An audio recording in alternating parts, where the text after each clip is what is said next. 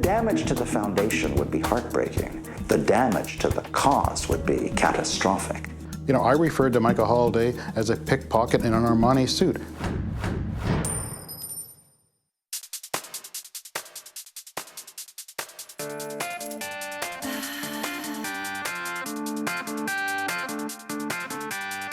They say the best things in life are free, but you can give them to the birds and bees. I need money. That's what I want. That's what I want. Yeah. That's what I want.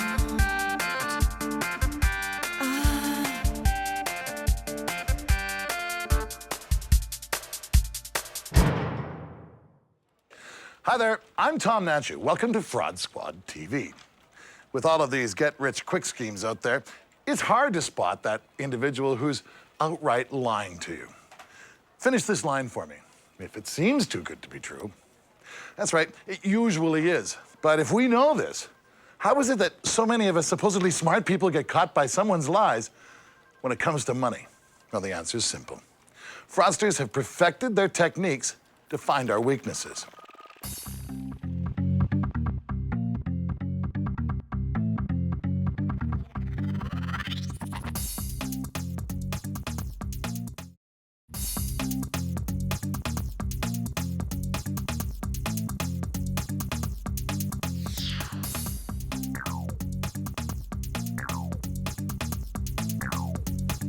Knock, knock. Who's there? Now, that's a question we all need to start asking. Door-to-door charity fraud is fast becoming a crime that makes victims out of the donor as well as the charity the fraudster claims to represent. It happens when someone comes to your door claiming to represent a legitimate charity. And since you're familiar with the organization, you make a donation and you receive a receipt. The trouble is, neither the receipt nor the canvasser are real. Not only have you lost your money, but the charity being misrepresented loses credibility for future legitimate canvassers. Let's take a look at this. Stephen Lewis is the founder of the organization that bears his name. He's known worldwide for the work that he's done to prevent AIDS in Africa. It's organizations like his and other organizations that do important worldwide work that are suffering from this type of fraud. The overwhelming majority of contributions to the foundation come from individuals. Between 50 and 60,000 individual Canadians have made contributions. Almost nothing from the corporate sector, almost nothing from the foundation sector, almost nothing from the government. The harm to the cause, if there was a fraudulent connection made, is calamitous. The whole foundation has been built on the basis of integrity. Unfortunately, the legitimate charities are all impacted by frauds that are perpetrated against charities, as well as the sham charities that are exposed, because donors are then much more skeptical. Sometimes they might even associate certain types of organizations and certain types of causes with fraud.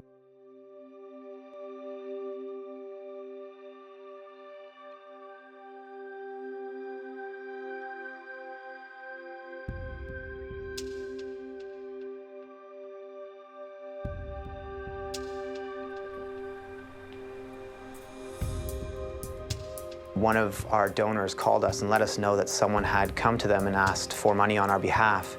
And when we asked what it was about, it was no relation to any event that was happening, so we explained to them that they weren't operating on our behalf, and then we called the police. It becomes a vehicle then, since people are so generous, for those scoundrels who would wish to bilk the process. In January 2006, he came to the door, which is not that unusual for our neighborhood, and said he'd been here last year. Did I remember him? Today, perhaps you could help us with $50 or $100. I'll give you 50 or 100. It'd be really great. All right, can you hold on just one moment? I know my husband had given previously, and so I donated another $20. He then gave us his charitable tax receipt with the charity listed on the bottom and the registration number, which is supposed to confirm that, in fact, he is a charity. I did ask for a brochure from the charity. Can you give me some sort of brochure or flyer? And he told me he had just run out. We checked on the Revenue Canada website with the name of the alleged charity and the charity number on the bottom of the receipt. It indicated that, in fact, it was not a charity, which meant that he was a fraud and that we would not be getting our tax credit. Rob Drynan admits that there were a few $1,000s lost in donation to these fraudulent canvassers. But more important than that, it's the damage done to the organization itself. The effect is that the legitimate charities are then subject to much greater regulation and oversight by government agencies and regulators, making their administrative efforts much, much more difficult. It's outrageous that money would be siphoned off for suspect purposes. We do a lot of great work, and we work very hard at making sure people know who we are and what we stand for. And integrity in this business is primary.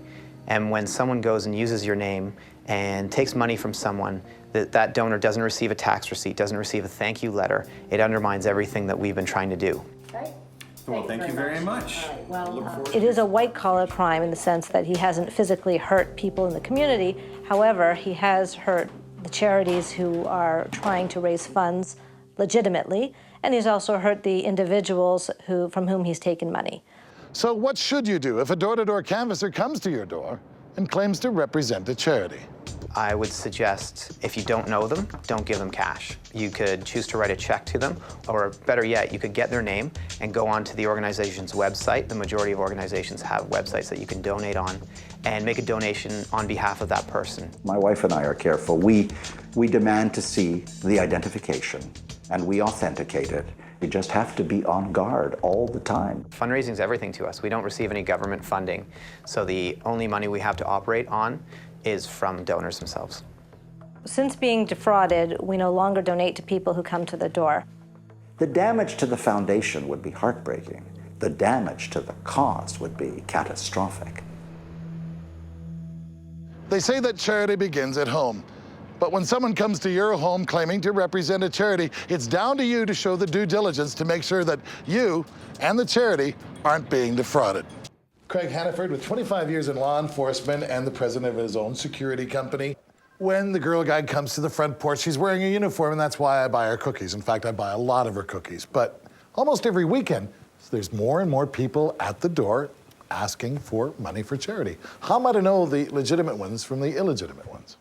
Well, it can be a real challenge to determine if it's a bona fide charity representative that's coming to your door. But what I would say is ask questions. Ask questions of the canvasser. What is the charity all about? Where are their offices? What are their programs? What are they spending their money on? But the victims aren't just those of us who end up with a phony tax receipt.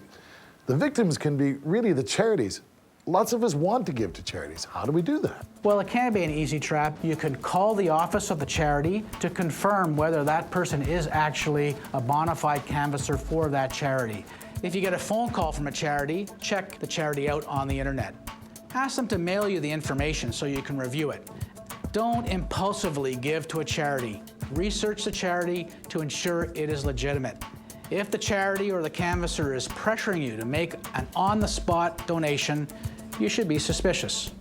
It's a shame. And like all fraud, it's kind of changed the way we have to live. So even with charities and come door to door, due diligence is your part. We'll be back with more Fraud Squad TV after this.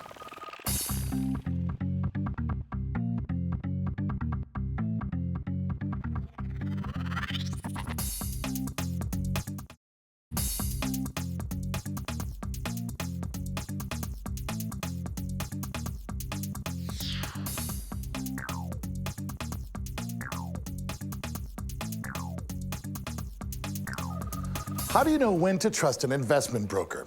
The story you're about to see is one of the biggest investment frauds in stock market history by a single con artist. Young and ambitious investment broker Michael Holliday defrauded major brokerage firms and successful investors out of more than $20 million. How did he do it? Take a look at this. Over the course of this season, our writers at Fraud Squad TV will bring you tons of stories that are absolutely frightening, but none more than this one. This is a story about a Vancouver native who becomes a Bay Street financial whiz kid, only to learn the trade and then defraud innocent people over $20 million worth.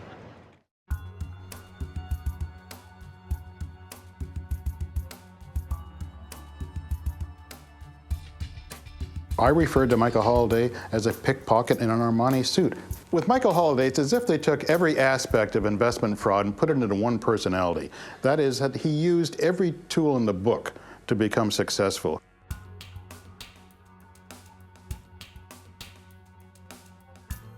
Somewhere along the line, Holiday got big plans to become a big city success with lots of money and lots of power, so naturally he gravitated to Bay Street. He went up and down Bay Street for a couple of days, literally begging any of the brokerages to take him on. And this first day of work was called Black Monday, the day the stock market plummeted 20%. That's how Michael Holiday's career began, and I've always thought that's a bit of a marker of some sort.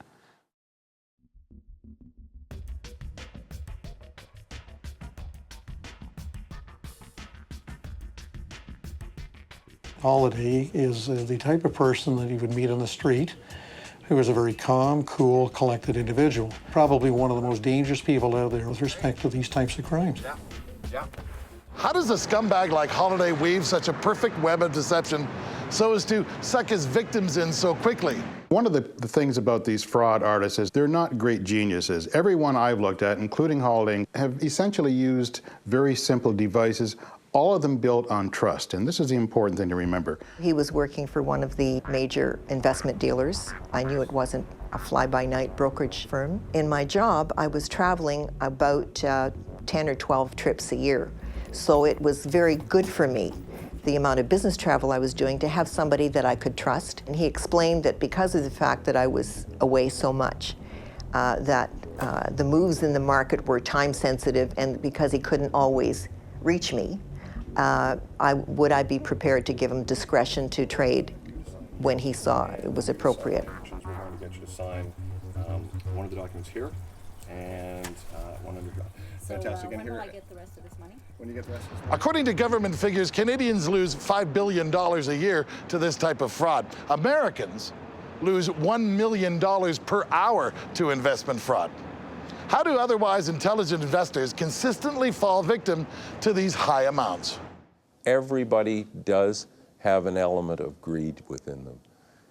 The idea that if they can make a dollar faster than they can earn a dollar from their employment, why not give it a shot? And he would show you on a monthly basis the returns that people were getting. And I did have a friend who also had gone to him as a client and was doing this kind of trading and was very happy with these phenomenal profits that he was making. Like it was like you couldn't miss. Michael Holiday was earning over $1 million a year in commissions. This was unheard of. He was elevated to the President's Club, which made him one of the top 5% of producers in the organization. This was their shining guy. This was their golden boy. But somebody at the brokerage said, how is he doing this? Because we'd like all our other guys to do it. And one of the board of directors members went to talk to Holiday, came back and said, I can't figure it out. And they said, well, let's leave him alone because $1 million a year is $1 million a year. He would say to clients who called and said, hey, I just got my statement and my account is like 90% of my money is missing. What's happening? And his response would be, oh, they've screwed things up at the computer. Look, I'll find out what it is and I'll give you my personal statement and tell you where you stand. And people would toss away these computerized statements and accept this hand-scrawled statement saying, you didn't actually lose $90,000, you made $40,000. And here it is, and trust me, and they did. And of course, they felt terribly foolish afterwards. Lo and behold, there's a letter for me from the compliance department of First Marathon to advise that the losses to date were something in excess of $148,000 US. When he joined the second brokerage, he came with this great record of producing enormous commissions every year, even though nobody could figure out how he was doing it. So he asked for and received a special title. And with the second brokerage, he was named Managing Director, Futures Division. Now, as soon as he proposed certain opportunities, investment opportunities to his clients, opportunities that most people would never buy, it was always backed up by his position as a managing director of the company. People who are involved in these kinds of fraud activities have a very limited horizon, and the horizon ends maybe 2 days from now. They're not worrying about how they're going to pay the money back next month, next year, anytime at all. He spent it as fast, or maybe even faster than he made it.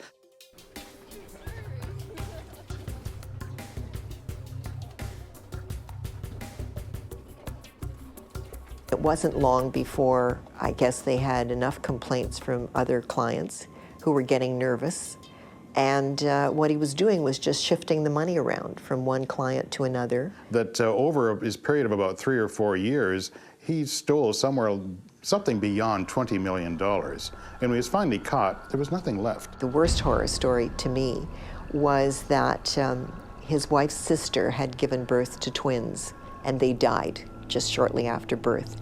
And Michael was going to pay for this sumptuous funeral, and they were buried in Mount Pleasant Cemetery. And then he didn't pay for the burial. So they had to dig up the babies and move them to another cemetery.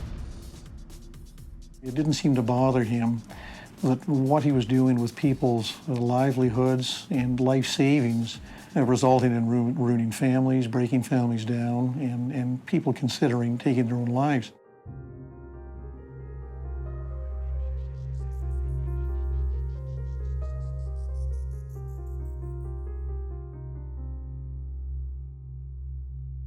There is actually no remorse. Certainly there was none at the trial or at the time of conviction as well. He felt he was victimized even as he's being led out of court. Interestingly enough, for the first half of his preliminary trial, he was represented by a very high-profile criminal lawyer. The second half, he represented himself because the lawyer simply wouldn't believe him anymore. Now, if your own lawyer doesn't believe you, I mean, what does that tell you? At his preliminary trial, the second half, and at his full criminal trial, which lasted 3 months, Michael Holliday represented Michael Holliday, and the judge bent over backwards to persuade him to ask the questions, to defend himself in an effective manner, because she did not want an appeal to be won. Even at that, he was declared guilty on all the charges. He was sentenced to a total of just under 9 years in prison. Investment fraud, like any type of fraud, needs a susceptible victim to work. Now, this is a more affluent society than it's ever been in the history of mankind. And with that affluence, we all grow more sophisticated. We all want a good deal on the stock market. If one is offered to you, it's incumbent upon you to do your due diligence and make sure that you're not the next victim of investment fraud. Craig Hannaford from Hannaford Partners, Inc. I know you're working on this because I'm hearing about it all of the time. It seems a shame to have to ask, but how do I know my broker is legitimate? One of the things you should do is check with the provincial or state regulator that looks after brokers and investment advisors. They'll be able to tell you if an investment advisor is licensed, if an investment advisor has had any complaints registered against them, and this is a good start. The customer is really motivated by making big money. Well, you know, there is that element of greed in all investments, but if you approach your investments in a rational manner, you realize that you're going to make a reasonable rate of return. And if you're happy with that, you can do very well over the long term. If you're going for an investment that has a high rate of return, a higher percentage rate, there's a much greater risk. And you have to be comfortable with the risk that you're taking. The most important thing is to discuss with your investment advisor the investment that you're making, understand the risks, and do the due diligence with the investment to ensure it's something that you feel comfortable investing in. So no matter with whom you invest or how you invest, make sure you check the broker out first. Now here's Craig with some tips. Always research a potential investment. Get details of the investment in writing. Be suspicious of anyone who promises an investment that has no risk or big profits fast. Don't be pressured into making an investment decision quickly. Check out the investment company and the salespersons with the regulating government agency. So, as in most forms of fraud, the due diligence is down to you to make sure you're being played fair and straight.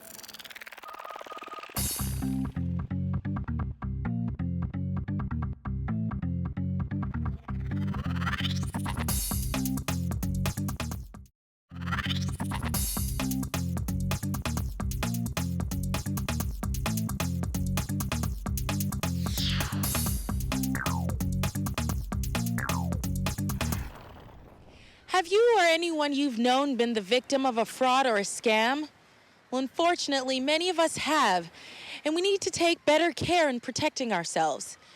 Debit and credit cards are used more frequently than cash, and they've become a favorite target for fraudsters. Not only will they steal cards from your mail or make fake ones from stolen information, incredibly, they will even sell your information to other fraudsters. In this segment, Fraud Squad TV takes it to the street to hear some of your stories. What happened to me is that I left my wallet in my car accidentally. Someone broke the window, got in there, and I thought all I lost was my cash, but I found out maybe almost a year later that someone had taken my ID and they used it to make up a bank account, and they started cashing bad checks using my name. And so I got all these bills from hotels and even a department store saying I owed them a few $100 for these items. But eventually I was able to clear it up. It was just kind of a pain, but it could happen to you.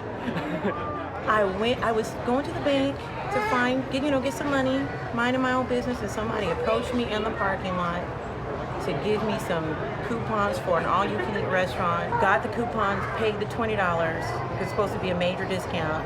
And then we get to the restaurant, and the restaurant doesn't even honor the coupon. They looked at us like we were crazy.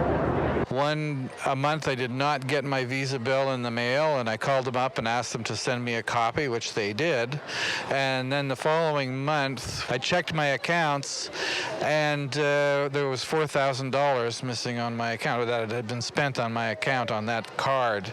And so what had happened was that they had obviously intercepted my bill in the mail, and then when the bank sent out checks to my account so I could write checks against my Visa card, they intercepted those as well and wrote they had my name then, and they had my account number, and they had everything they needed. So if you don't get your bill in the mail, hit the panic button. Your personal information is as valuable as the money in your bank account. Don't give up either easily. Protect your PIN and never allow your card to be swiped twice. And always review your monthly bank statements.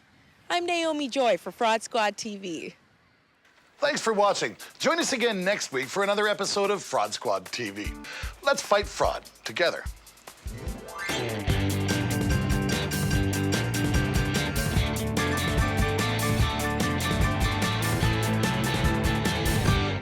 That's what I want.